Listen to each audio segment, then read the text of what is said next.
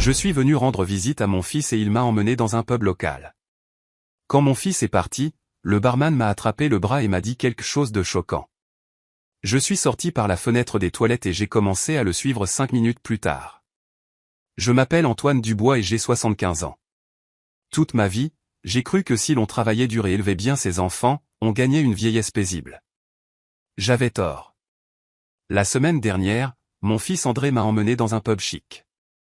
Lorsqu'il s'est éloigné pour prendre un appel, le jeune barman s'est penché vers moi, les yeux écarquillés de peur. Il m'a dit que mon fils n'était pas en communication. Il m'a dit où André était vraiment et qui il rencontrait. 5 minutes plus tard, je grimpais par la fenêtre des toilettes, mes vieux os hurlant de protestation. Ce que j'ai vu dans cette ruelle sombre m'a brisé le cœur. Et puis cela m'a rempli d'une résolution froide et dure. Avant de vous raconter ce qui s'est passé ensuite, dites-moi dans les commentaires d'où vous écoutez mon histoire. Et cliquez sur les boutons j'aime et s'abonner si vous croyez que la dignité d'une personne vaut la peine de se battre, quel que soit son âge. Ma visite avait commencé 2 jours plus tôt, lorsque je suis entré pour la première fois dans la cuisine de mon fils. C'était l'endroit le plus propre que j'ai jamais vu. Et je ne le dis pas dans le bon sens. C'était stérile. Tout était soit d'un blanc éclatant, soit d'un gris froid, des comptoirs en marbre qui semblaient n'avoir jamais vu une miette au réfrigérateur silencieux en acier inoxydable qui se dressait comme une pierre tombale. Il n'y avait pas une seule photo de famille sur sa surface, pas un seul aimant coloré de vacances.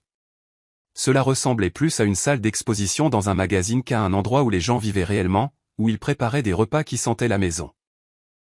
J'étais assis sur un grand tabouret inconfortable, ayant l'impression que mes vieilles bottes de travail étaient une tache sur le sol poli. Ma belle-fille, Brooke, disposait une salade sur une assiette. Cela ressemblait à une œuvre d'art moderne. Quelques feuilles vertes, quelques tranches d'avocat, une pincée de graines quelconque. Elle ne se préparait pas à la manger. Elle la prenait en photo avec son téléphone, tournant l'assiette dans tous les sens pour capter la lumière parfaite. Il faut capturer l'authenticité du moment, dit-elle en l'air, les yeux rivés sur l'écran. Les gens en ligne recherchent ce qui est réel. Je me demandais ce qu'il y avait de réel dans une salade à $20 que personne n'allait manger. J'ai baissé les yeux sur mes propres mains, sur les callosités et les cicatrices de 50 ans de travail du bois et de l'acier. Ça, c'était réel. André est entré alors, tenant 2 verres de vin. Il en a posé un devant moi. Goûte ça, papa.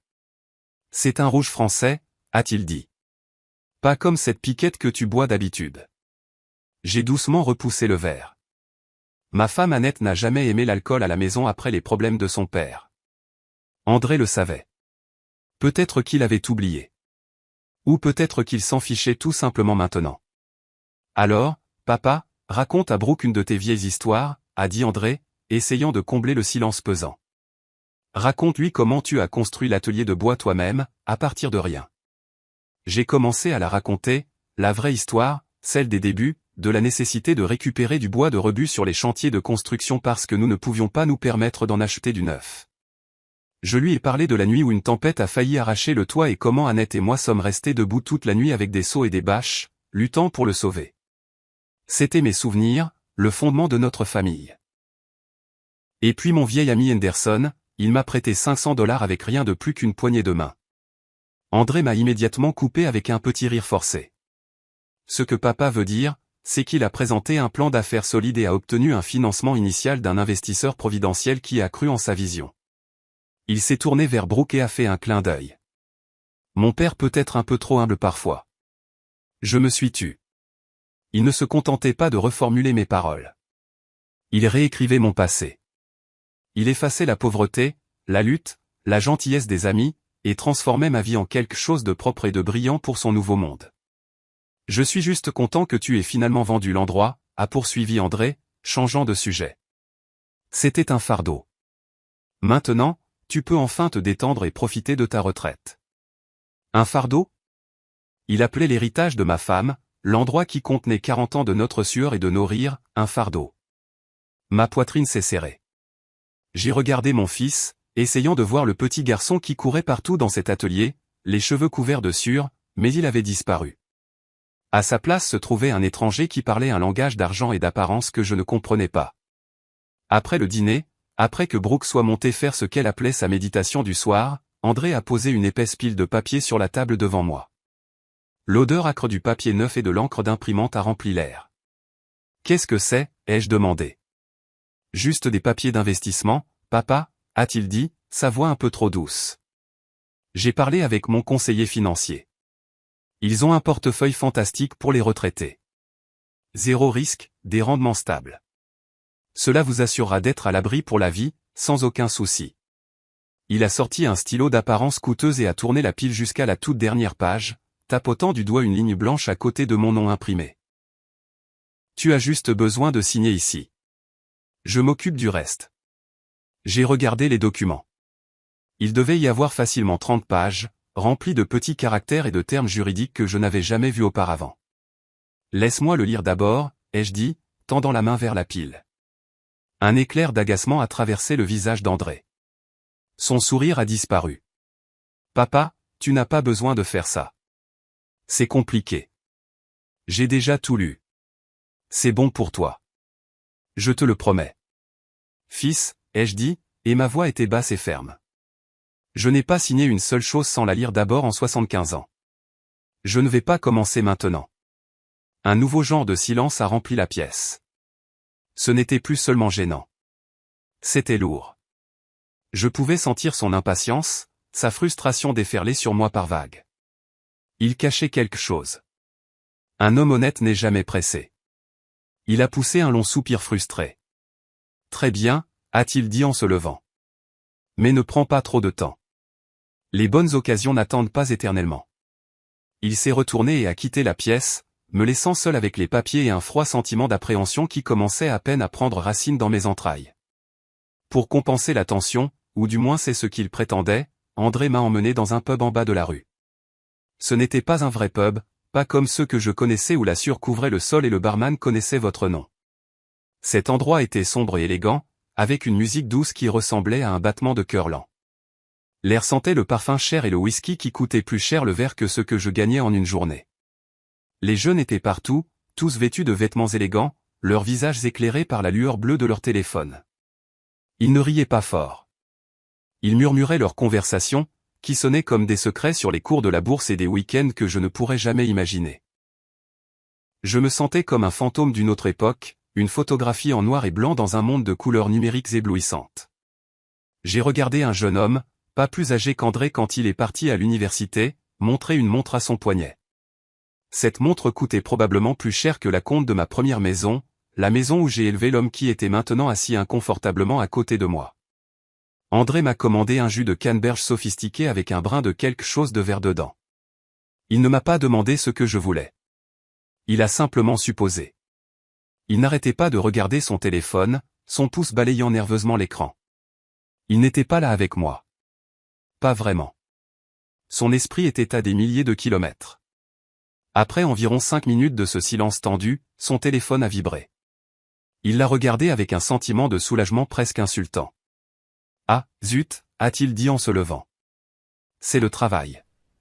Un gros client de l'étranger. Je dois prendre cet appel. C'est important. Il n'a pas attendu ma réponse. Il a juste serré mon épaule avec une main qui semblait déconnectée et s'est dépêché vers la porte. Je reviens tout de suite, a-t-il crié par-dessus son épaule. Mais je savais qu'il ne le ferait pas. J'étais laissé seul au bar Poli, un homme de 75 ans en chemise de flanelle, entouré d'un monde auquel je n'appartenais pas, abandonné par mon propre fils. Le jus sophistiqué avait un goût amer dans ma bouche. Je suis resté assis là pendant longtemps, regardant la glace fondre dans mon verre, le bourdonnement sourd de la musique et le murmure des conversations se fondant en un bruit sourd. J'ai senti une présence à côté de moi et je me suis tourné pour voir le barman. C'était un jeune homme, peut-être 25 ans, avec des yeux vifs et intelligents. Il essuyait le comptoir avec un chiffon propre, mais il ne regardait pas le comptoir. Il me regardait. Il me regardait depuis que je m'étais assis. « Excusez-moi, monsieur. » a-t-il dit, la voix basse et respectueuse.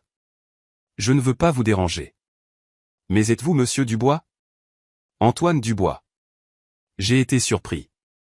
Personne dans ce quartier ne connaissait mon nom. J'étais juste le vieux père d'André, une relique d'un passé qu'il essayait d'enterrer. « C'est moi, ai-je dit, la voix prudente. »« Comment me connaissez-vous » Le jeune homme a posé son chiffon. Il s'est penché un peu plus près et le sourire professionnel et étudié qu'il offrait aux autres clients a disparu. Il a été remplacé par quelque chose d'authentique, de réel. « Je m'appelle Léo », a-t-il dit. Ma mère s'appelle Maria. Elle travaillait à la laverie de la 8e rue il y a des années. Vous et votre femme, Madame Annette Dubois, vous veniez tous les samedis. Le nom de ma femme, prononcé dans cet endroit froid et inconnu, était comme une chaleur soudaine se propageant dans ma poitrine. Annette. Cela faisait 2 ans que je l'avais perdue, mais parfois le chagrin était encore aussi vif que du verre brisé.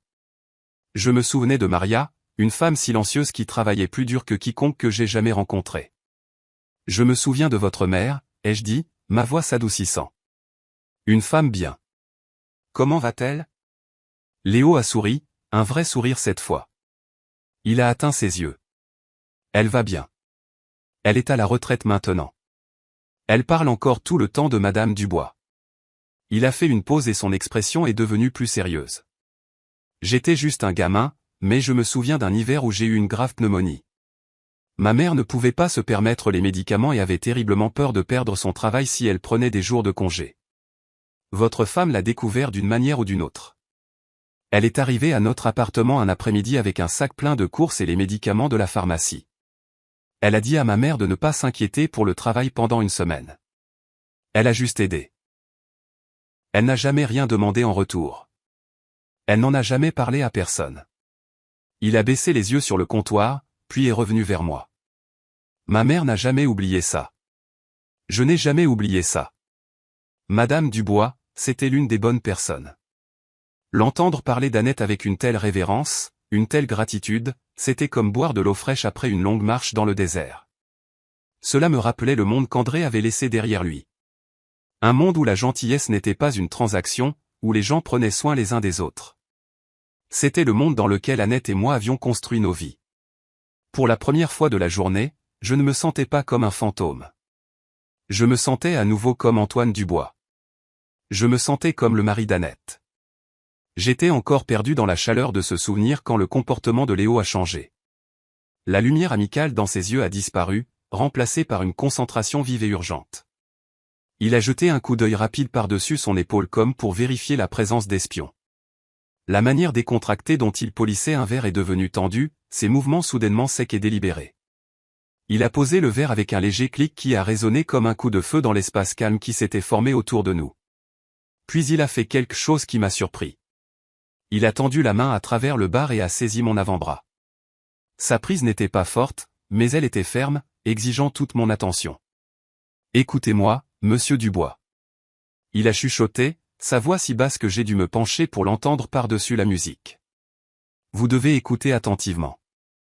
Tout ce que j'ai pu faire, c'est hocher la tête, mon cœur commençant à battre un peu plus vite. Votre fils, André, il n'est pas en communication professionnelle. » A dit Léo, ses mots sortant en un flot rapide. Il ne parle à aucun client. Les mots flottaient dans l'air, déroutants.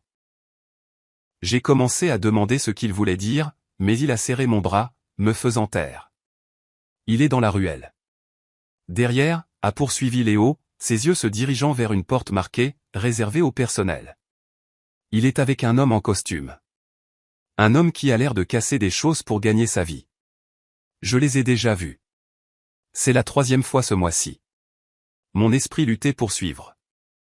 Une ruelle. Un homme en costume. Cela n'avait aucun sens. Mais Léo a porté le coup de grâce. Il ne parle pas d'investissement, monsieur Dubois. Je les ai entendus la semaine dernière. Il parlait fort. Il parle de votre maison, de la vente de votre maison et de votre fils. Il avait l'air effrayé.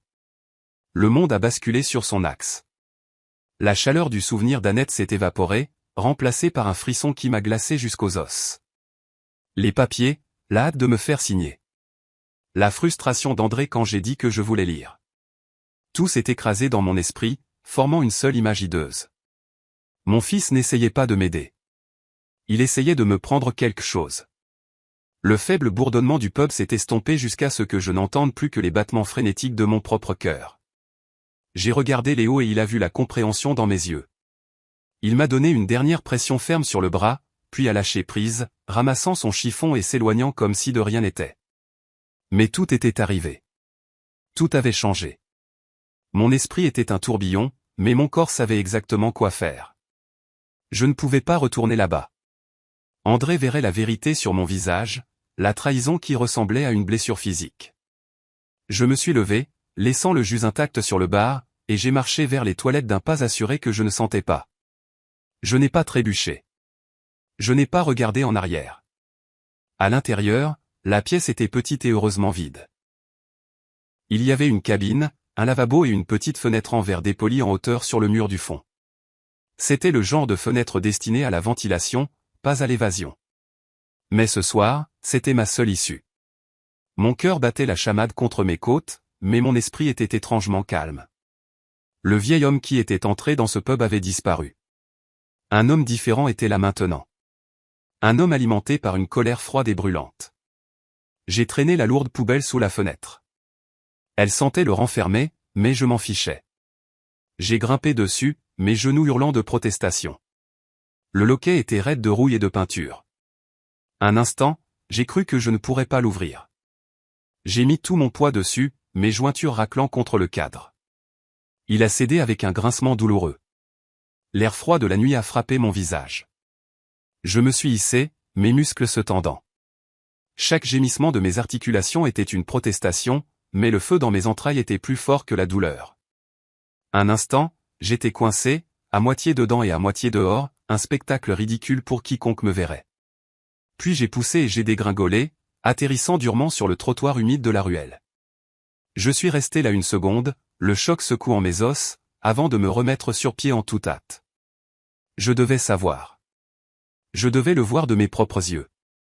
Le lendemain matin, j'étais le premier levé, mais je ne suis pas sorti du lit. Quand André a frappé à ma porte, j'ai attendu un long moment avant de répondre. Et quand je l'ai fait, j'ai fait en sorte que ma voix paraisse faible, fluette. Je ne me sens pas très bien, mon fils, ai-je dit, forçant une toux. Je pense que je vais juste me reposer aujourd'hui. Mes vieux os me disent de ralentir. À travers la porte, je l'ai entendu faire une pause. Je pouvais presque entendre les rouages tourner dans sa tête. Puis sa voix est revenue, empreinte d'une fausse inquiétude aussi fine que de la vieille peinture. Oh, bien sûr, papa. Reste au lit. Brooke et moi t'apporterons le petit déjeuner. Je ne voulais pas de leur petit déjeuner. Je ne voulais pas de leur sollicitude. Ce que je voulais, c'était qu'ils quittent la maison pour que je puisse réfléchir. 1 heure plus tard, Brooke est entré avec un plateau. Il contenait un petit bol de flocons d'avoine et un verre de jus d'orange. « Nous sommes si inquiets pour toi, Antoine », a-t-elle dit, sa voix dégoulinant d'une douceur artificielle. C'est important d'écouter son corps à ton âge. À mon âge. Les mots se voulaient bienveillants, mais maintenant je les entendais pour ce qu'ils étaient, un rejet. C'était une façon de dire que j'étais fragile, peu fiable, peut-être même un peu sénile. J'ai joué mon rôle. J'ai pris quelques petites bouchées des flocons d'avoine et lui ai dit que c'était délicieux, même si ça avait le goût de la pâte à papier peint. André est apparu à l'embrasure de la porte, déjà vêtu d'un costume qui coûtait probablement $1000. « Vas-y doucement aujourd'hui, papa, a-t-il dit. Ne t'inquiète de rien, surtout pas de ces papiers compliqués. Je t'ai dit que je m'occuperais de tout. Il a souri, mais ses yeux étaient vifs, analytiques. Il m'observait, jaugeant ma réaction. Chaque mot qu'il prononçait avait maintenant un double sens. Vas-y doucement, signifiait, ne sois pas suspicieux. Ne t'inquiète pas, signifiait, ne réfléchis pas trop. Et, je m'occuperai de tout, était une menace. J'ai juste hoché lentement la tête, regardant mon bol. Merci, mon fils, ai-je murmuré. J'ai de la chance de t'avoir pour veiller sur moi. Le mensonge avait un goût de poison sur ma langue, mais je l'ai ravalé. Je devais le faire. C'était le seul moyen de découvrir jusqu'où allait cette trahison. Dès que j'ai entendu la porte d'entrée se refermer, mon jeu d'acteur a pris fin. Je n'étais plus un vieil homme fatigué. J'étais un chasseur et ma proie venait de quitter la maison. Mes mains tremblaient, mais mon esprit était clair. Il n'y avait qu'une seule personne en qui je pouvais avoir confiance. J'ai trouvé ma vieille tablette, celle qu'André m'avait offerte pour Noël il y a 2 ans, en me disant qu'elle m'aiderait à rester connecté. Je l'avais à peine utilisée, mais je savais comment passer un appel. J'ai trouvé son numéro dans mes contacts et j'ai appuyé sur le bouton. Le téléphone a sonné 2 fois avant qu'elle ne décroche. Sa voix était exactement comme je m'en souvenais.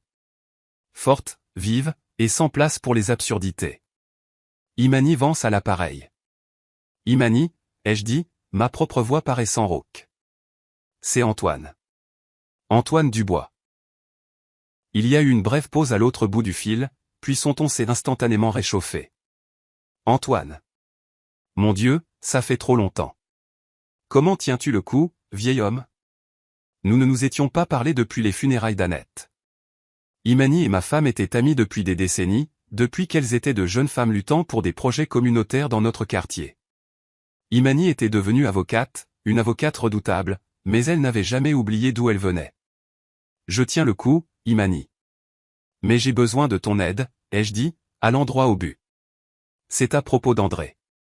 La chaleur dans sa voix a été remplacée par une concentration professionnelle. Qu'est-ce qu'il a fait? J'ai pris une profonde inspiration. Il veut que je signe des papiers. Il les appelle des papiers d'investissement. Il dit qu'ils sont pour assurer ma retraite. J'ai regardé l'épaisse pile de documents sur la table de nuit. Elle ressemblait à un serpent enroulé en attente. Mais il était pressé, Imani. Vraiment pressé. Et quelque chose ne me semble pas juste à ce sujet. Je ne lui ai pas parlé du pub, de la ruelle ou de Léo. Pas encore. J'avais d'abord besoin de faits. Imani est restée silencieuse un moment, en train de réfléchir. Elle me connaissait. Elle savait que je n'étais pas un homme qui paniquait pour rien. D'accord, Antoine, a-t-elle dit, sa voix redevenue purement professionnelle. Ne signe rien du tout. Tu m'entends? Même pas ton nom sur une serviette en papier. Peux-tu me faire parvenir ces papiers? Comment, ai-je demandé. Je ne peux pas vraiment sortir d'ici et les posters. Est-ce que ce fils à toi t'a toujours fait utiliser cette tablette que je t'ai dit de prendre, a-t-elle demandé. Oui, ai-je répondu. Bien. L'appareil photo de ce truc est meilleur que tu ne le penses. Je vais t'envoyer mon adresse email privée par SMS. Je veux que tu prennes une photo claire de chaque page de ce document. Chaque page, Antoine. Assure-toi que les coins sont plats et que l'éclairage est bon. Ensuite, envoie-les-moi par email. Peux-tu faire ça? Cela semblait compliqué, mais la détermination dans sa voix m'a donné de la force. C'était quelque chose que je pouvais faire. Une action concrète. Je peux faire ça, ai-je dit. Bien, mon ami, a-t-elle répondu. Fais-les-moi parvenir dès que tu peux. Je vais libérer mon emploi du temps. Et Antoine, sois prudent. Si ton instinct te dit que quelque chose ne va pas, écoute-le. Ton instinct a eu raison pendant 75 ans. Nous avons raccroché. Et un instant plus tard, un message avec son adresse email est apparu sur mon écran. J'ai pris la pile de papier et, avec des mains étonnamment stables, j'ai commencé mon travail. Une par une, j'ai posé chaque page à plat sur le couvre-lit, utilisant la lampe de chevet pour la lumière, et j'ai pris une photo. Pendant tout ce temps, je me sentais comme un espion dans la maison de mon propre fils, et cette pensée était une pilule amère à avaler. Mais j'ai continué. Ce n'était plus seulement à propos de moi. Il s'agissait de protéger la maison qu'Annette et moi avions construite, l'héritage que nous étions censés laisser derrière nous. Après avoir envoyé la dernière photo, le silence de la maison s'est abattu sur moi. C'était un silence différent maintenant. Avant, il était gênant. Maintenant, il était lourd de secrets. Attendre l'appel d'Imani était la partie la plus difficile. Je ne pouvais pas rester assis dans cette chambre d'amis à regarder les murs. Je devais bouger. Je suis descendu à la cuisine pour prendre un verre d'eau. Mes pieds en chaussettes étaient silencieux sur le sol froid et poli. J'ai ouvert un tiroir, cherchant un verre simple, pas un de ces fragiles verres à vin qu'ils utilisaient. C'était un tiroir fourre-tout, le genre que chaque maison a, mais le leur était bien rangé, organisé, plein de piles, d'élastiques, de menus à emporter, et en dessous de tout, une pile d'enveloppes maintenues ensemble par un épais élastique.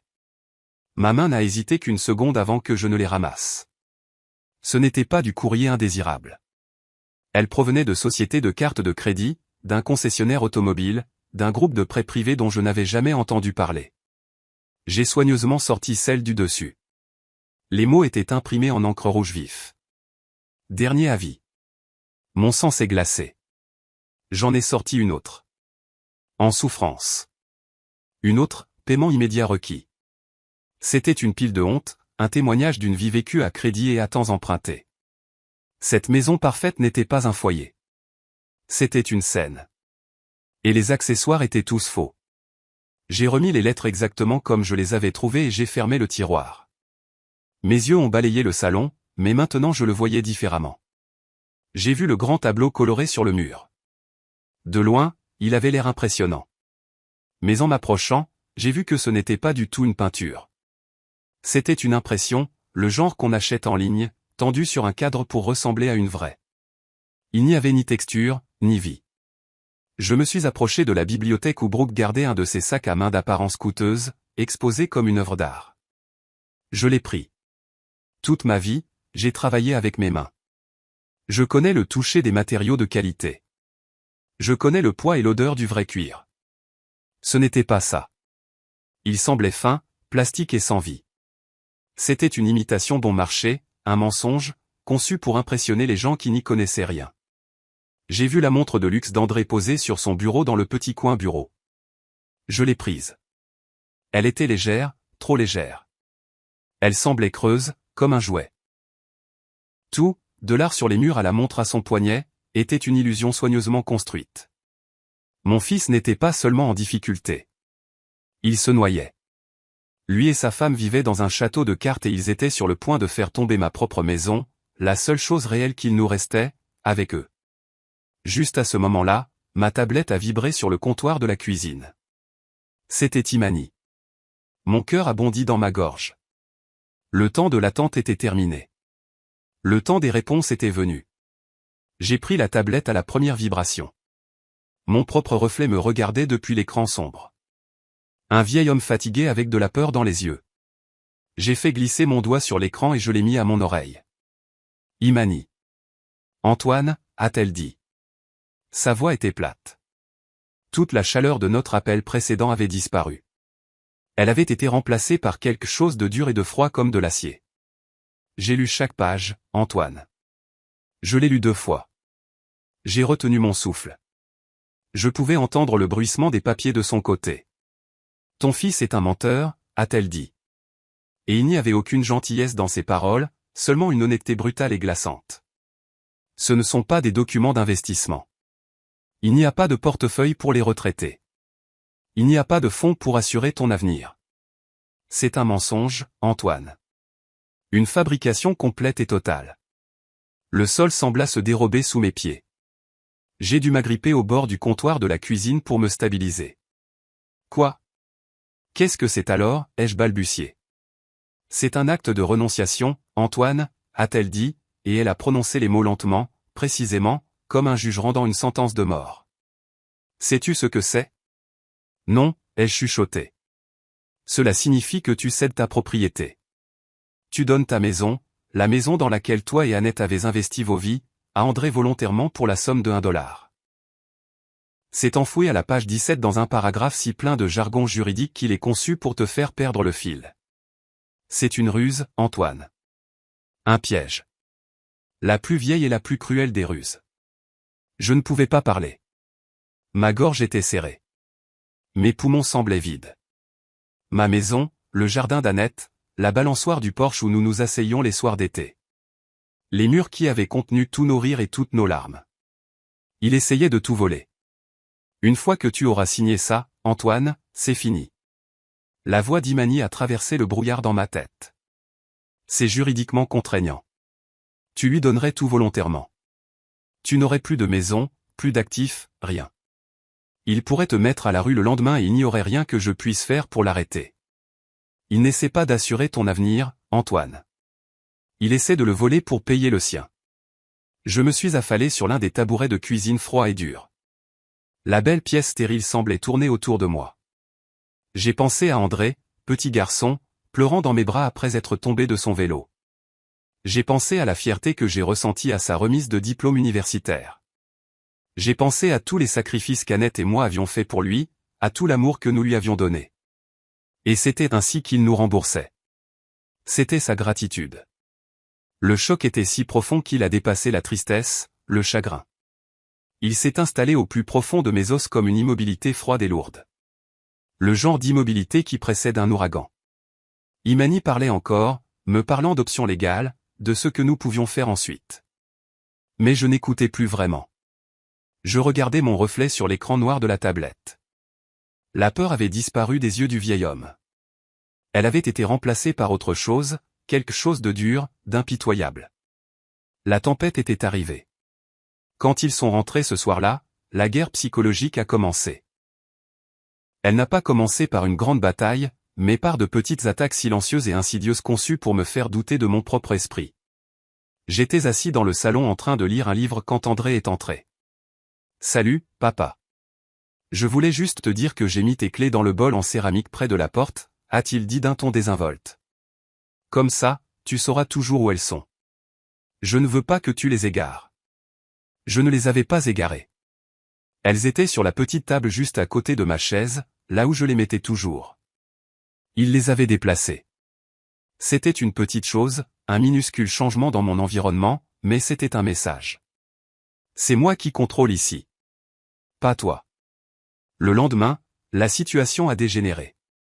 Au petit déjeuner, j'ai mentionné que je devais appeler mon vieux voisin Georges pour prendre des nouvelles de sa femme. Brooke a regardé André avec une expression de profonde inquiétude exagérée. « Antoine, chéri, a-t-elle dit, la voix dégoulinant de pitié. Ne te souviens-tu pas qu'André te l'a dit hier? La femme de Georges est décédée il y a 6 mois. Nous étions si inquiets de la façon dont tu prendrais la nouvelle. Je les ai dévisagés. J'avais parlé à Georges la semaine dernière. Sa femme, Marthe, allait bien. Elle venait de remporter la 2e place au concours de pâtisserie locale. Mais ils m'ont tous les deux regardé avec une sympathie si convaincante, une tristesse si douce que, pendant une fraction de seconde, une terrible vague de doute vertigineuse m'a envahi. Avais-je imaginé l'appel téléphonique? Mon esprit me jouait-il des tours? J'ai vu une lueur de triomphe dans les yeux d'André avant qu'il ne la masque par un soupir. « C'est bon, papa » a-t-il dit en me tapotant la main. La mémoire devient capricieuse. Nous sommes là pour toi. Ils essayaient de construire une cage autour de mon esprit, et les barreaux étaient faits de mon propre doute. Ils ont commencé à cacher des choses. Mes lunettes de lecture disparaissaient de la table de nuit et réapparaissaient à l'intérieur du réfrigérateur. Mon portefeuille manquait à la poche de ma veste, pour que Brooke le retrouve dans le sucrier. À chaque fois, ils échangeaient des regards inquiets et me traitaient comme un enfant à qui on ne pouvait pas faire confiance. L'attaque la plus vicieuse, cependant, est venue du téléphone de Brooke. Ce soir-là, je l'ai vu taper furieusement, un petit sourire triste sur le visage. Quelques heures plus tard, ma tablette a vibré avec une notification. Un ami de mon ancien quartier avait partagé une publication de la page publique de Brooke. Il y avait une photo de moi, prise ce matin-là alors que je ne regardais pas. J'étais assis près de la fenêtre et la lumière m'attrapait d'une manière qui me faisait paraître fatigué, perdu. La légende en dessous était un chef-d'œuvre de cruauté passive-agressive. C'est l'un des voyages les plus difficiles qu'une famille puisse entreprendre, écrivait-elle. S'occuper d'un parent qui s'éteint lentement. Certains jours sont plus clairs que d'autres. Nous chérissons chaque moment de lucidité, chaque souvenir qu'il peut encore conserver. C'est déchirant de voir l'homme qui était autrefois si fort devenir confus par les choses les plus simples, mais nous y faisons face avec amour et patience. Si reconnaissante envers mon mari incroyable d'être un roc pendant cette période difficile. Elle a terminé avec une série de hashtags. Dies soins soxéné hashtag parcours familial hashtag sensibilisation démence hashtag j'aime mon papa hashtag rester fort. Elle peignait un récit public. Elle disait au monde qu'Antoine Dubois perdait la tête. Elle créait une histoire qui ferait douter de ma compétence n'importe qui, même un juge. Toute protestation de ma part ne ferait que ressembler à un symptôme de la confusion même qu'elle décrivait. J'ai lu la publication et une rage si pure et si froide m'a envahi qu'elle a consumé toute tristesse restante. Ils n'essayaient pas seulement de me voler ma maison. Ils essayaient de me voler mon identité. Ils essayaient de m'effacer, de me transformer en un vieil homme à l'esprit faible avant même que je ne sois parti. J'ai fermé la tablette. J'ai regardé de l'autre côté de la pièce où ils étaient assis à regarder la télévision, ressemblant à la famille parfaite et attentionnée, et j'ai laissé une expression légèrement confuse et vide s'installer sur mon visage. S'ils voulaient que je sois un vieil homme oublieux, alors c'est exactement ce que je serais. Je jouerais leur jeu. Je serais le meilleur vieil homme confus qu'ils aient jamais vu. Et de l'intérieur de la cage qu'ils avaient fabriquée, je trouverais un moyen de détruire leur monde entier. Je me suis plié à leur récit. J'ai embrassé le rôle qu'ils avaient écrit pour moi. Le lendemain matin, je suis descendu et j'ai demandé à Brooke quel jour on était. C'est mercredi, Antoine, a-t-elle dit patiemment, comme si elle parlait à un bambin. J'ai hoché la tête, je me suis versé une tasse de café et je me suis assis à table. 5 minutes plus tard, j'ai levé les yeux de ma tasse et j'ai demandé à André, mon fils, quel jour sommes-nous aujourd'hui? Lui et Brooke ont échangé un regard. C'était un regard de confirmation, de victoire partagée. Leur théorie sur mon esprit déclinant se confirmait. C'est mercredi, papa, a dit André, sa voix lente et douce. Tout comme Brooke te l'a dit. J'ai baissé les yeux sur la table, feignant la confusion. Oh, c'est vrai. Bien sûr. À l'intérieur, j'étais un ressort tendu. Chaque mot condescendant, chaque regard apitoyé était du carburant. Il pensait qu'il construisait une cage, mais en réalité, il me tendait une clé. Un vieil homme oublieux est invisible. Il est inoffensif. C'est quelqu'un devant qui on peut parler librement parce qu'on suppose qu'il ne comprendra pas ou ne se souviendra pas. Et donc, je suis devenu invisible. J'ai commencé à me parler à moi-même, juste de petits murmures silencieux. Je restais au milieu d'une pièce pendant 1 minute entière, regardant autour de moi comme si j'avais oublié pourquoi j'étais venu. J'ai passé un après-midi à essayer de comprendre leur télécommande de télévision compliquée, en appuyant sur les mauvais boutons, faisant clignoter l'écran de couleurs étranges jusqu'à ce qu'André vienne avec un long soupir et mette une chaîne nature pour moi. Voilà, papa, avait-il dit. Agréable et simple. Alors que j'étais assis là, faisant semblant d'être captivé par une émission sur les oiseaux migrateurs, j'écoutais en réalité. J'ai écouté leur conversation téléphonique à voix basse sur les taux d'intérêt. J'ai écouté Brooke se plaindre du coût de leur prochain voyage à Aspen. J'ai écouté André au téléphone avec l'homme de la ruelle lui dire « Encore quelques jours ». Mon père il n'a pas toute sa tête. C'est juste une question de trouver le bon moment. Ils devenaient négligents. Leur confiance les rendait imprudents. Ils voyaient un vieil homme frêle dans un fauteuil, mais ils ne voyaient pas l'homme à l'intérieur. Ils ne voyaient pas l'homme qui reconstituait leur désespoir, leurs mensonges, leurs faiblesses. Je traînais des pieds quand je marchais. J'ai renversé un peu de café et j'ai regardé la tâche avec de grands yeux innocents. J'ai laissé ma bouche légèrement ouverte quand je regardais la télévision. Je suis devenu un fantôme dans leur maison, un meuble qu'ils devaient contourner. Et pendant tout ce temps, je regardais, j'écoutais, j'attendais. Je n'étais plus seulement la victime de leur complot. J'en faisais partie. J'étais le fou dans leur pièce et j'allais m'assurer que ma performance soit assez convaincante pour les mener tout droit à leur propre ruine. Ils pensaient que mon esprit était une page blanche. Ils n'avaient aucune idée que je l'utilisais pour écrire leur acte final. Les nuits étaient les plus difficiles. La maison devenait complètement silencieuse vers minuit, mais je restais éveillé pendant des heures, l'esprit en ébullition. La 3e nuit de ma performance, j'ai attendu d'entendre le léger clic de la porte de leur chambre suivi du faible bourdonnement de la climatisation. Je leur ai donné 1 heure de plus juste pour être sûr. Puis, silencieusement, je suis sorti du lit. La tablette était sur la table de nuit, son écran un miroir noir. Elle semblait étrangère dans mes mains, un appareil du monde d'André. Mais ce soir, c'était mon seul outil, ma seule arme. Je me suis glissé dans la salle de bain des invités, j'ai fermé la porte sans faire de bruit et je me suis assis sur le bord de la baignoire. La faible lueur de l'écran était la seule lumière. Je ne connaissais pas le nom de l'homme en costume de la ruelle, alors j'ai commencé avec ce que je savais.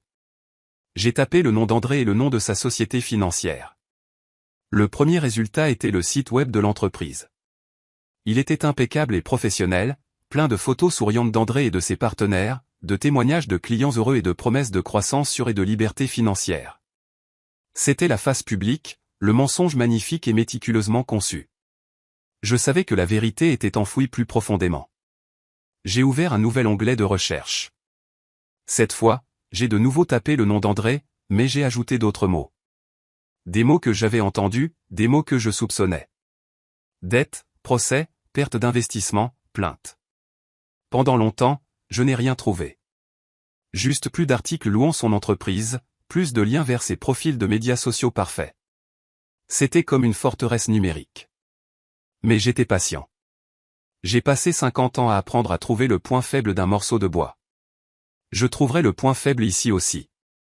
J'ai continué à faire défiler les pages, creusant plus profondément dans les résultats de recherche, au-delà de la surface polie. Et puis je l'ai trouvé. C'était un lien vers un obscur forum en ligne pour les investisseurs. Le message datait de 2 ans. Le titre était simple. Avertissement concernant Holloway Financial Group. Mon cœur a commencé à battre plus vite. J'ai cliqué sur le lien. Un utilisateur, un homme qui ressemblait à un enseignant à la retraite, a écrit comment il avait perdu toute sa pension dans un fonds technologique à haut risque que la société d'André avait recommandé. Il a qualifié André de beau parleur, de prédateur qui ciblait les clients plus âgés. Le message se terminait par une question, quelqu'un d'autre a-t-il été brûlé par ce type? En dessous, il y avait des dizaines de réponses, histoire après histoire. Une veuve qui a perdu l'assurance vie de son mari. Un jeune couple qui a perdu son acompte pour une maison. C'était un cimetière de rêves brisés, tous menant à mon fils. J'ai cherché le nom du fonds qu'ils mentionnaient tous. Plus de résultats sont apparus. Des articles sur son effondrement soudain, des accusations de mauvaise gestion. Ce n'était pas une petite erreur. C'était une catastrophe. Dans l'un des plus longs fils de discussion, un utilisateur a mentionné ce qui s'est passé après l'effondrement du fonds. Il a parlé des prêteurs agressifs qui ont commencé à appeler, offrant des prêts de sauvetage aux investisseurs désespérés qui avaient tout perdu. Il a mentionné une société en particulier, une société dont le nom sonnait comme une menace, Apex Holdings. J'ai tapé Apex Holdings dans la barre de recherche. Les résultats étaient différents. Le site web n'était pas impeccable. Il était austère, minimaliste et intimidant. Il n'y avait pas de visage souriant. Et sur la page, notre équipe, je l'ai vu. C'était l'homme de la ruelle. Sa photo était là, un portrait professionnel et froid. Il avait les yeux d'un requin. Son nom était Silu Thorne. Maintenant je l'avais. J'ai ouvert un dernier onglet de recherche. J'ai tapé André Dubois et Silu Thorne. Et la forteresse s'est effondrée. J'ai trouvé des archives publiques. Des privilèges sur les biens d'André, des contrats de prêt à taux d'intérêt élevés avec des clauses de pénalité stupéfiantes. J'ai vu les chiffres, les chaînes de zéro qui représentaient le trou que mon fils s'était creusé. C'était une dette si énorme, si écrasante, qu'elle m'a rendu malade. J'ai enfin compris. La fausse montre, le sac à main d'imitation, le besoin désespéré de maintenir les apparences. Ils ne vivaient pas seulement au-dessus de leurs moyens. Ils étaient pourchassés. Silu Thorne était le chasseur, et mon fils était sa proie. Et le prix de la liberté de mon fils, la garantie de sa montagne de mensonges, c'était ma maison, la maison d'Annette. La seule chose réelle qu'il nous restait dans ce monde. La dernière pièce du puzzle s'est mise en place. J'ai éteint la tablette et la petite salle de bain a été plongée dans l'obscurité. Je suis resté assis là, sur le bord de la baignoire, pendant très longtemps, seul avec la vérité. Le choc était parti. La tristesse était partie. Tout ce qui restait, c'était une clarté froide et dure. Je savais à quoi j'avais affaire, et je savais avec une certitude absolue ce que je devais faire. Je suis resté assis là, dans la salle de bain noire comme dans un four, le froid de la baignoire en porcelaine s'infiltrant dans mes vieux os. Mais je ne le sentais pas. Je voyais tout avec une terrible nouvelle clarté, une image complète tissée à partir de chuchotements dans un pub, de documents sur un écran et du toucher d'un faux sac à main en cuir. Ce n'était pas une simple histoire d'un fils avide essayant de tromper son vieux père. C'était plus laid que ça. C'était une histoire de peur. J'ai vu André, mon fils brillant, voler trop près du soleil. Je l'ai vu faire des promesses qu'il ne pouvait pas tenir, jouer avec les économies de toute une vie d'autres personnes, avec l'avenir de veuves et d'enseignants à la retraite. J'ai vu le moment où tout s'est effondré, l'effondrement de ce fonds technologique, la panique qui a suivi. Et puis j'ai vu le requin tourner dans l'eau. Silu Thorne. Il n'offrait pas seulement des prêts. Il offrait une bouée de sauvetage qui était secrètement un nœud coulant.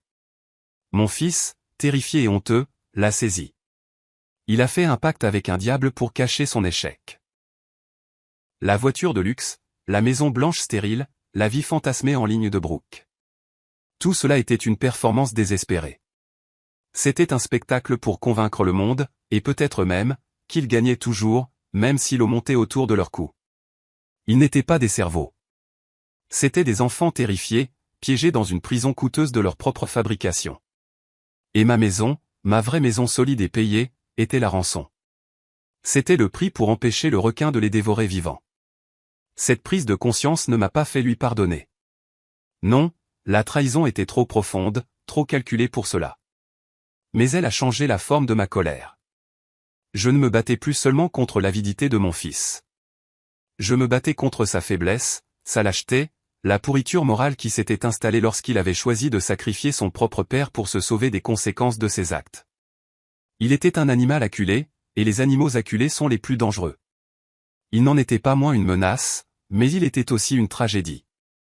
Mon fils n'était pas un monstre. C'était juste un homme faible qui avait fait le choix d'un monstre. Et moi, son père, j'étais celui qui devrait y faire face. La première lueur de l'aube peignait la fenêtre en gris quand j'ai de nouveau appelé Imani. Je n'ai pas dormi. Le sommeil était un luxe que je ne pouvais pas me permettre. Elle a répondu à la première sonnerie, sa voix alerte comme si elle avait attendu. « Antoine, qu'est-ce qu'il y a ?»« Je sais pourquoi il le fait, Imani, » ai-je dit, ma voix un faible murmure. « C'est pire que ce que nous pensions. Ce n'est pas seulement de l'avidité. » J'ai passé les 10 minutes suivantes à tout lui exposer. Le fonds technologique effondré, les investisseurs ruinés, Apex Holdings, Silutorn, la montagne de dettes. Je lui ai parlé de la fausse montre et de la pile d'avis finaux cachés dans le tiroir fourre-tout. J'ai brossé un tableau de la vie désespérée et vide que mon fils avait construite. Elle a écouté sans interruption, une compétence qui faisait d'elle une avocate brillante et une amie encore meilleure. Quand j'ai eu fini, le seul son était sa respiration calme et régulière. Donc, ce n'est pas seulement un menteur, a-t-elle dit finalement, sa voix dure. C'est un animal acculé. C'est plus dangereux. Beaucoup plus dangereux. Quelles sont nos options, ai-je demandé. Légalement, nous l'avons coincé, a expliqué Imani. Ce qu'il fait s'appelle de l'abus financier envers une personne âgée. Avec l'acte de renonciation comme preuve et le contexte de sa dette, nous pourrions monter un dossier pénal pour fraude. Il pourrait aller en prison. Longtemps. Prison. Le mot m'a frappé comme un coup physique. Malgré la rage, malgré la trahison, la pensée de mon fils unique derrière les barreaux. C'était une douleur que je ne pouvais pas supporter. Il avait détruit ma confiance. Mais il était toujours de mon sang. Il était toujours le garçon d'Annette. Non, ai-je dit, le mot sortant avant même que j'aie eu le temps de réfléchir. Pas de prison. Je ne lui ferai pas ça. Il doit y avoir un autre moyen. Un moyen de l'arrêter, de sauver la maison sans détruire ce qui reste de lui. Il y eut un autre long silence sur la ligne. Je pouvais presque entendre Imani réfléchir, pesant les coups d'échec juridiques. Si nous n'utilisons pas la menace de poursuite pénale, Antoine, notre levier est limité, a-t-elle dit doucement. Il détient les cartes émotionnelles. C'est ton fils. Ces mots étaient une impasse, et pendant un moment, j'ai ressenti une vague de désespoir. Mais alors un souvenir a refait surface, perçant le brouillard de ma colère et de mon épuisement. C'était un souvenir d'Annette, dans sa dernière semaine, assise sur notre porche. Elle était frêle, mais ses yeux étaient aussi clairs que jamais. Elle m'avait pris la main. Antoine. Avait-elle dit, sa voix un doux murmure. Si jamais André a de vrais problèmes, le genre de problème que son orgueil ne lui laissera pas admettre, il y a quelque chose que tu dois savoir. Sous notre vieux lit, celui que nous avons acheté après notre mariage, il y a une vieille boîte en fer blanc pleine des recettes de ma grand-mère. Mais il y a autre chose là-dedans aussi.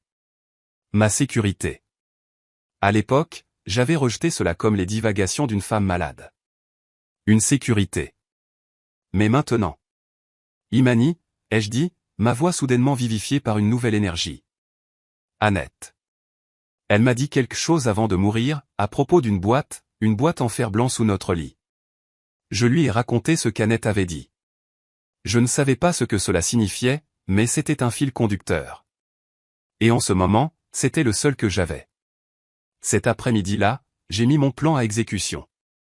Je suis sorti de ma chambre en traînant des pieds et j'ai trouvé André dans son bureau à domicile, regardant attentivement son écran d'ordinateur. Je me suis appuyé contre le cadre de la porte, en veillant à paraître un peu instable sur mes pieds. Mon fils, ai-je dit, ma voix douce et mélancolique. J'ai pensé à ta mère. Il s'est tourné, son masque professionnel instantanément remplacé par un masque de préoccupation prudente. Quoi à son sujet, papa? Il y a des choses, ai-je dit, regardant au loin. Certaines de ces vieilles affaires, ces albums photos, cette petite boîte à musique idiote que je lui ai offerte pour notre premier anniversaire. Elles sont toujours à la maison. J'ai l'impression que j'ai besoin de les voir, de les tenir. J'ai laissé ma voix se briser un peu sur le dernier mot. Je l'ai observé attentivement. J'ai vu le calcul dans ses yeux. Il pensait que c'était un signe de faiblesse sentimentale, un autre symptôme de mon déclin. Une opportunité. Bien sûr, papa, a-t-il dit, sa voix douce comme du miel. Bien sûr, nous pouvons y aller demain. Non, ai-je dit, un peu trop vite. J'ai adouci mon ton. Non, mon fils. J'ai l'impression que je dois y aller maintenant. S'il te plaît. C'est juste, ça semble important. Il a accepté. Je savais qu'il le ferait. Dans son esprit, emmener le vieil homme confus dans un voyage dans le passé ne ferait que le rendre plus docile, plus disposé à signer ses papiers. Le trajet jusqu'à mon ancien quartier était silencieux. André a mis du jazz doux, le genre de musique que personne n'écoute vraiment. J'ai regardé par la fenêtre alors que les gratte-ciel étincelants et les cafés branchés de son monde laissaient place aux maisons de briques familières et aux vieux chênes du mien. Ça a beaucoup changé, n'est-ce pas, a dit André, rompant le silence. Toutes ces vieilles maisons sont rachetées. La valeur des propriétés monte en flèche. Tu as été intelligent de garder ta maison si longtemps, papa. J'ai juste hoché la tête. Il pensait qu'il parlait d'immobilier, mais j'ai entendu le vrai sens. Tu as été intelligent de la garder pour moi. Ta mère aimait cette rue, ai-je dit doucement, sans le regarder. Elle connaissait chaque voisin, chaque chat errant. C'était une femme formidable, a dit André, les mots sonnant creux et répétés. Elle a toujours voulu le meilleur pour nous. Oui, c'est vrai, ai-je répondu, me tournant pour le regarder pour la première fois.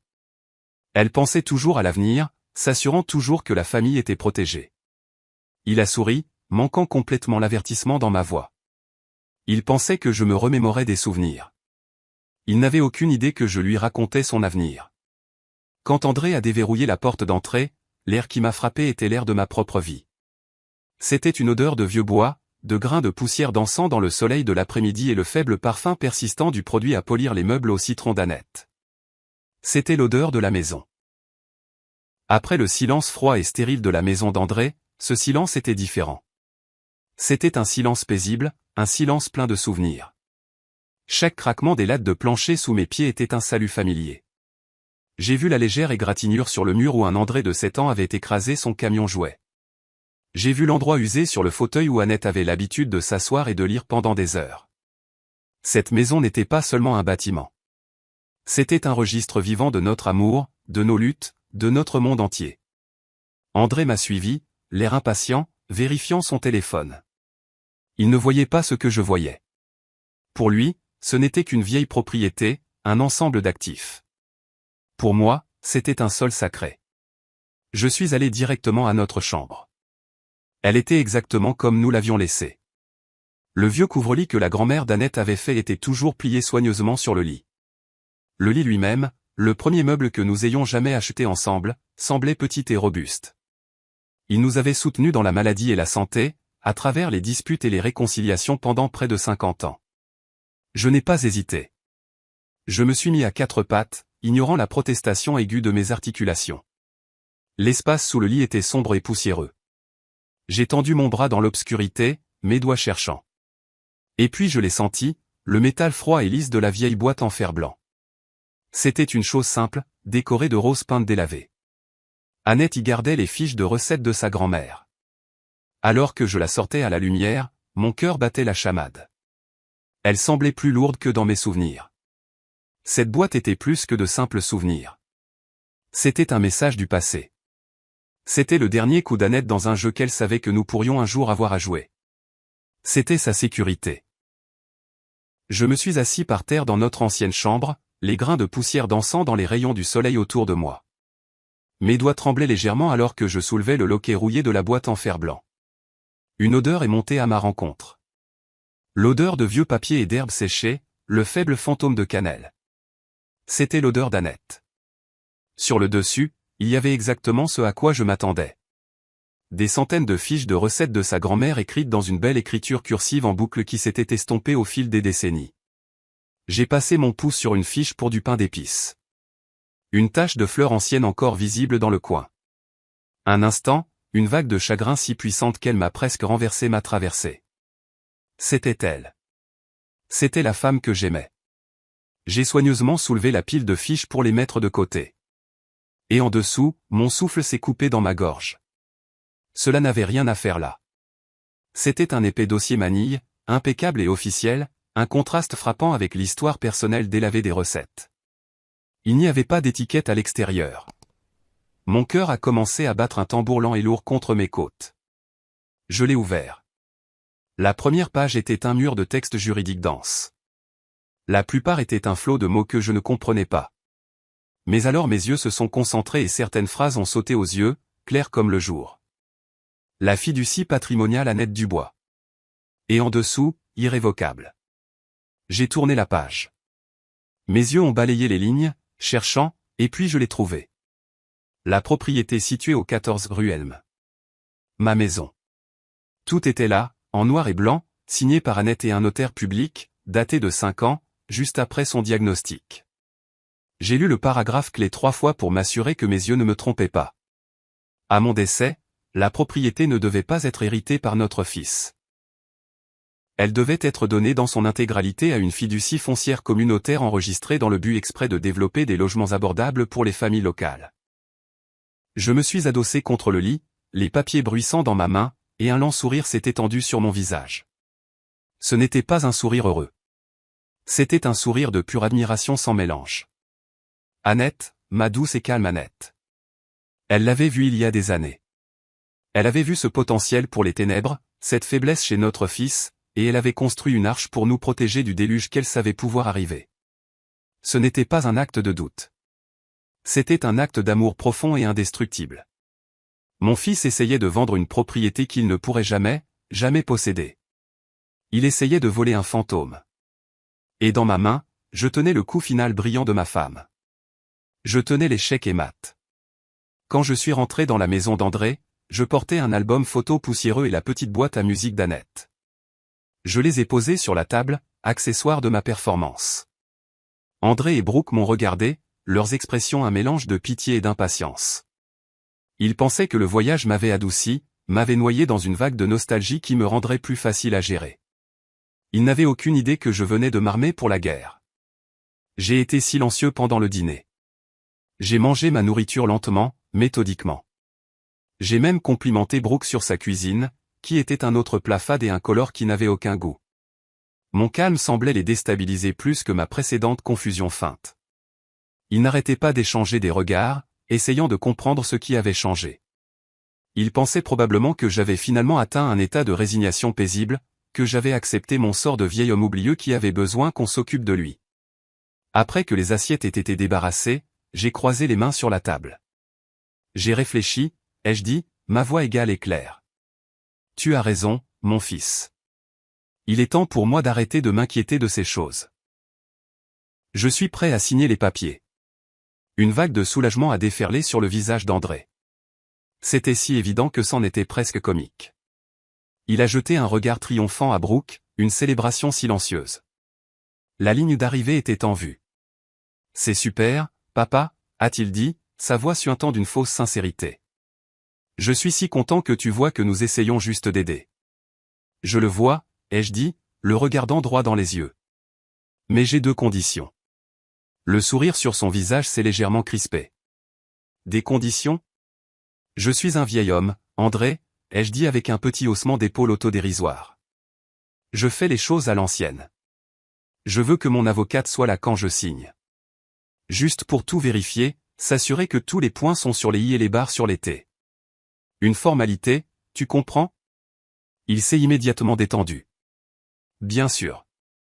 Un vieil homme sénile demandant un avocat était parfaitement dans le personnage. C'était un geste insignifiant, une dernière tentative faible de se sentir en contrôle. Bien sûr, papa. Tout ce qui te met à l'aise, a-t-il dit magnanimement. Et la deuxième chose, ce partenaire à toi, ai-je dit, l'homme qui a monté ce merveilleux investissement pour moi, j'aimerais le rencontrer. Je veux être là pour le remercier personnellement d'avoir aidé notre famille. Je veux lui serrer la main. André rayonnait. Ma demande était la validation ultime de son plan. Non seulement son père sénile acceptait de signer, mais il demandait aussi à remercier l'homme qui l'aidait à le voler. L'arrogance, l'orgueil aveuglant pur et simple se lisait sur son visage. Il voyait une cérémonie de clôture, un dernier tour de piste victorieux. Il ne voyait pas les mâchoires du piège se refermer sur lui. Absolument, papa, a-t-il dit. Je vais organiser une réunion à son bureau pour demain.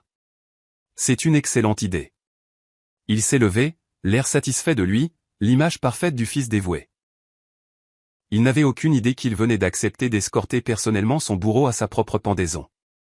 Le bureau de Silu Thorne était exactement ce à quoi je m'attendais. Il se trouvait au dernier étage d'un gratte-ciel de verre qui dominait le reste de la ville. La pièce était froide, non seulement en température, mais aussi en esprit. Il y avait un immense bureau en acajou, un mur de fenêtres et rien de personnel. Pas de photos de famille, pas de désordre. C'était l'antre stérile d'un prédateur. Nous sommes arrivés les premiers. André est entré d'un pas assuré, comme s'il était chez lui. Un large sourire confiant sur le visage. Brooke était à ses côtés, vêtue d'un tailleur blanc impeccable, ressemblant à une femme qui venait de gagner à la loterie. Il vibrait d'une énergie nerveuse et triomphante. Il pensait que c'était leur couronnement. Je suis entré en traînant des pieds derrière eux, m'appuyant un peu sur ma canne, jouant mon rôle jusqu'au bout. J'ai regardé autour de la grande pièce intimidante avec de grands yeux légèrement confus. Silu Thorne est entré un instant plus tard. Il était exactement comme je m'en souvenais dans la ruelle, grand, impeccablement vêtu, avec des yeux qui ne se contentaient pas de vous regarder, il vous évaluait. Il a serré la main d'André avec un charme habile et étudié. André, un plaisir, a-t-il dit, sa voix un ronronnement bas et doux. Et voici l'homme de l'heure. Il m'a adressé son sourire de requin. André a ri. Papa, voici Monsieur Thorne, l'homme qui nous aide à assurer ton avenir. J'ai juste hoché lentement la tête, le regardant de bas en haut. La dernière à arriver fut Imani. Elle est entrée et toute l'atmosphère de la pièce a changé. Elle ne souriait pas. Elle portait une mallette en cuir usé et un simple tailleur sombre. Elle dégageait une autorité calme et inébranlable qui rendait le bureau coûteux de Thorne bon marché. Elle a salué sèchement Thorne et André, puis est venue se tenir à côté de ma chaise. Les deux camps étaient réunis. D'un côté de l'immense bureau se trouvaient André et Brooke, débordant d'arrogance et de cupidité. De l'autre côté se trouvaient Imani et moi, armés de rien d'autre que la vérité. L'air était épais de mots non dits, de mensonges et d'anticipation. La tempête était là. Il était temps que la foudre frappe. Silas Thorne s'est adossé dans son énorme fauteuil en cuir et a joint le bout de ses doigts. Il a regardé André avec un air suffisant et propriétaire. Eh bien, a-t-il commencé, sa voix douce comme de l'huile. Passons aux affaires agréables.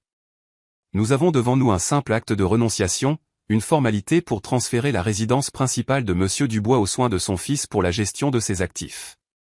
André, pourriez-vous juste passer les documents à votre père? André a tendu la main avec empressement pour les papiers que Thorne poussait sur le bureau. Mais avant que ses doigts ne puissent les toucher, Imani a posé sa main à plat sur le dossier, l'arrêtant. Ce ne sera pas nécessaire, a-t-elle dit. Sa voix n'était pas forte, mais elle a tranché l'atmosphère de la pièce comme un scalpel de chirurgien. André s'est figé, sa main flottant dans les airs. Le sourire parfait de Brooke a vacillé. Thorne a levé un seul sourcil interrogateur. Je suis désolé, a-t-il dit. Imani l'a ignoré. Elle a ouvert sa propre mallette usée et en a sorti un seul dossier épais. C'était le dossier Mani de la boîte en fer blanc d'Annette. Elle l'a posé sur le bureau avec un bruit sourd et définitif. Il semble y avoir un malentendu sur la propriété du bien en question, a dit Imani, les yeux fixés sur André. Mon client, Monsieur Dubois, ne peut pas signer un acte de renonciation pour la propriété située au 14 rue Elm pour une raison très simple. Il n'en est pas le propriétaire. Le changement sur le visage d'André a été un spectacle lent et angoissant. D'abord, il y a eu la confusion, un léger froncement de sourcils. Il m'a regardé comme si j'étais la source de cette blague bizarre. Puis, alors qu'Imani ouvrait le dossier, la confusion s'est transformée en incrédulité. Sa bouche s'est légèrement ouverte. Il était sur le point de parler, de rejeter cela comme des absurdités séniles, mais Imani a commencé à lire. La fiducie patrimoniale Annette Dubois, a-t-elle lu, sa voix résonnant de clarté. Une fiducie irrévocable établie il y a 5 ans. Le seul actif de cette fiducie est la propriété située au 14 rue Elme. Le visage d'André est devenu blanc, pas pâle, mais d'un blanc exsangue et cadavérique. Le fils confiant et réussi a disparu, remplacé par un garçon terrifié pris dans un mensonge. Il a regardé les papiers, puis moi, ses yeux écarquillés d'une horreur naissante et écœurante. Brooke ne comprenait pas les termes juridiques, mais elle comprenait le regard sur le visage de son mari. L'étincelle triomphante dans ses yeux est morte. André, a-t-elle chuchoté, sa voix un mince filet de son. De quoi parle-t-elle? Silas Thorne ne souriait plus. Le masque de l'homme d'affaires charmant était complètement tombé.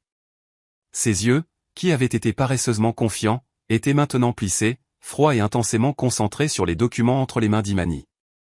Le requin avait senti le sang, mais ce n'était pas le mien. Il a regardé André et pour la première fois, j'ai vu une lueur de véritable colère prédatrice. Il avait été joué. Imani n'a pas regardé Thorne. Elle n'a pas regardé Brooke. Elle n'a regardé qu'André, le garçon qu'elle connaissait depuis qu'il était en couche. Ce que cela signifie, André, a-t-elle dit, sa voix dépourvue de toute pitié, c'est que cette maison n'appartient pas à ton père depuis 5 ans. Elle appartient à une fiducie. Une fiducie que ta mère a créée pour protéger l'héritage de la famille. Ton père ne peut pas te donner ce qu'il n'a pas. Tu essaies de vendre une maison qui n'a jamais été à toi au départ. Le silence qui a suivi était si complet que je pouvais entendre le faible bourdonnement du trafic de la ville 50 étages plus bas. André était figé, son visage un masque de dévastation totale. Mais Imani n'avait pas fini. Elle a laissé le silence planer dans l'air pendant un long et douloureux moment avant de porter le coup de grâce final. Vous voyez, a-t-elle dit, sa voix baissant à un ton bas et glacial. Ce que vous avez fait ici, André, c'est plus qu'une simple querelle de famille. C'est plus qu'un simple mensonge. Lorsque vous créez sciemment un document frauduleux, un acte de renonciation pour une propriété que vous n'avez aucun droit légal de posséder, dans l'intention de l'utiliser comme garantie pour obtenir un prêt.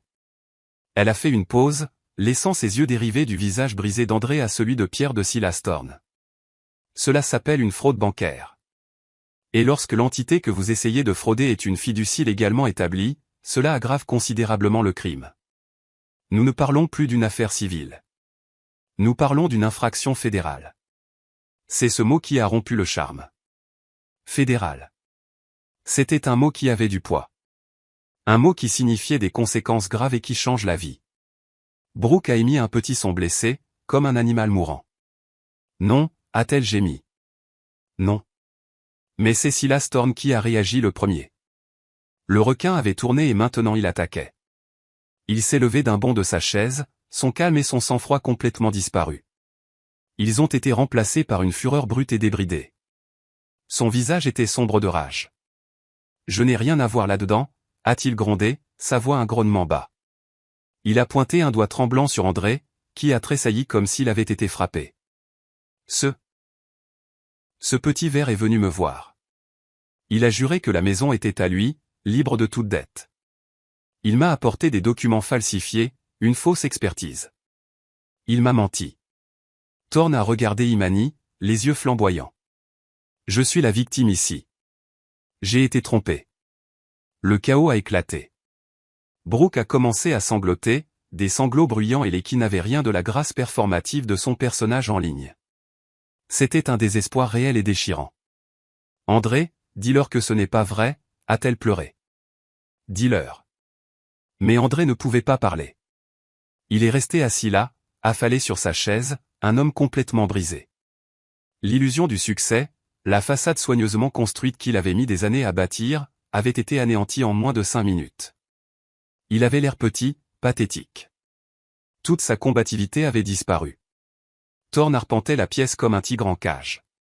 C'est un désastre, a-t-il craché, passant une main dans ses cheveux parfaits. Il ne nous parlait pas. Il se parlait à lui-même. Une affaire fédérale. La réputation de mon entreprise détruite. Il s'est de nouveau tourné vers André.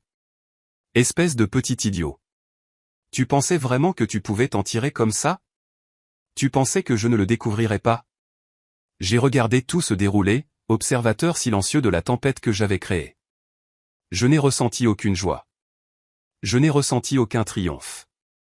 Voir mon fils s'effondrer, voir sa vie exploser sous mes yeux était la chose la plus douloureuse que j'ai jamais vue. Mais en regardant les décombres, la femme en pleurs et le prédateur ruiné, je savais que cela devait arriver. C'était le seul moyen. Le poison devait être extrait. Les mensonges devaient être brûlés. C'était le terrible prix nécessaire pour la vérité. C'était la récompense. Tous les yeux étaient tournés vers André et Thorne, mais mon attention s'est portée sur Brooke. C'est elle qui a craqué la première. Les sanglots qui avaient commencé comme des gémissements se sont transformés en une véritable crise d'hystérie. Ce n'était pas le chagrin calme et digne qu'elle publiait en ligne. C'était le son brut et laid d'un monde qui s'effondre. Son maquillage méticuleusement appliqué a commencé à couler, traçant des sillons noirs sur ses joues pâles. Son tailleur blanc parfait, symbole de son succès fabriqué, ressemblait maintenant à un costume de tragédie. Notre voyage à Aspen, a-t-elle gémi, sa voix se brisant. Les mots étaient absurdes, mais ils révélaient tout. Elle ne pleurait pas pour la trahison de son mari ou ma douleur. Elle pleurait pour la perte de son style de vie, pour les vacances, les sacs à main, les « j'aime », les abonnés. Elle pleurait la mort de sa marque. Mes abonnés, mes partenariats de marque, tout. Elle a enfoui son visage dans ses mains, ses épaules secouées violemment. Tout est parti. Tout est ruiné. Elle a levé les yeux vers André, mais il n'y avait pas d'amour dans ses yeux, seulement une accusation furieuse et brûlante. Tu m'avais promis, a-t-elle crié, sa voix stridente. Tu m'avais promis que tout allait bien. Menteur. L'image entière qu'elle avait construite, le fantasme organisé d'une vie parfaite, avait été incendié dans ce bureau froid et stérile, et elle criait de l'intérieur des flammes. C'était un effondrement complet et total, non pas d'une personne, mais d'un personnage. Et c'était un spectacle pitoyable et dévastateur à voir. Au milieu du chaos, je me suis lentement levé. La canne sur laquelle je m'appuyais ressemblait maintenant à un sceptre de roi. Tous les yeux dans la pièce se sont tournés vers moi. La colère, les sanglots, la panique, tout s'est tu. Je n'ai pas regardé Thorne. Je n'ai pas regardé Brooke. J'ai regardé mon fils. Il était toujours affalé sur la chaise, une version évidée de l'homme qu'il prétendait être. Il n'a pas voulu croiser mon regard. Il a juste regardé le sol poli comme s'il contenait les réponses à sa vie ruinée. Ta mère, ai-je commencé, et ma voix était calme, mais elle a rempli la pièce. Ta mère a toujours vu le meilleur en toi, André. Même quand tu ne pouvais pas le voir en toi-même. Elle savait que tu avais un bon cœur, mais elle connaissait aussi ton orgueil. Ta peur de l'échec pouvait te mener sur un chemin sombre. J'ai fait un pas de plus, me tenant au-dessus de lui, non pas comme un vainqueur, mais comme un père. Elle n'a pas créé cette fiducie pour te punir. Elle l'a créée pour te protéger. Elle savait que ce monde d'argent facile et de faux succès pouvait avaler tout entier. Elle essayait de protéger l'héritage de la famille, André. Et cet héritage n'est pas une maison. Ce n'est pas un chiffre sur un compte bancaire. C'est une question d'intégrité. C'est savoir faire la différence entre ce qui est réel et ce qui n'est que pour la galerie. J'ai mis la main dans ma poche et j'ai sorti mon vieux portefeuille usé. J'ai sorti une seule carte de visite froissée et je l'ai posée sur la table devant lui. C'était la carte du directeur de la fiducie foncière communautaire, l'organisation qui possédait maintenant notre maison. Elle t'a laissé une opportunité, mon fils, ai-je dit doucement. Un moyen de revenir. Tu pourrais aller les voir. Proposer ton aide. Manier un marteau. Apprendre ce que cela signifie vraiment de construire quelque chose de réel de tes propres mains.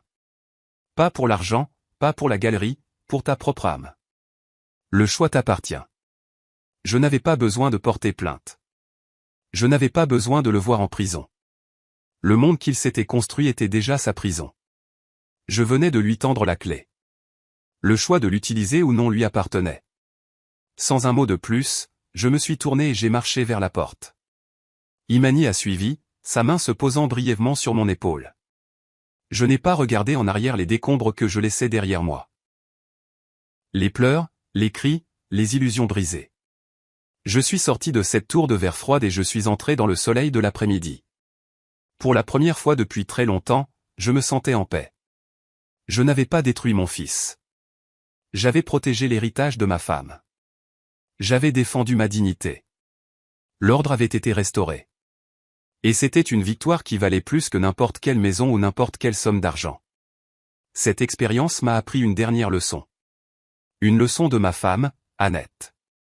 Le véritable héritage d'une famille n'est pas la propriété ou l'argent que vous laissez derrière vous, mais l'intégrité et la sagesse que vous protégez pour l'avenir. Mon fils se noyait dans un monde de faux succès et, dans son désespoir, il a essayé de m'entraîner avec lui. J'ai appris que parfois, le plus grand acte d'amour n'est pas de protéger ses enfants de leurs erreurs, mais de les forcer à affronter une vérité dure et douloureuse. J'ai dû protéger notre véritable héritage, celui bâti sur la dignité, de l'illusion de richesse qui peut détruire une famille de l'intérieur. Dites-moi dans les commentaires ce que vous auriez fait à ma place.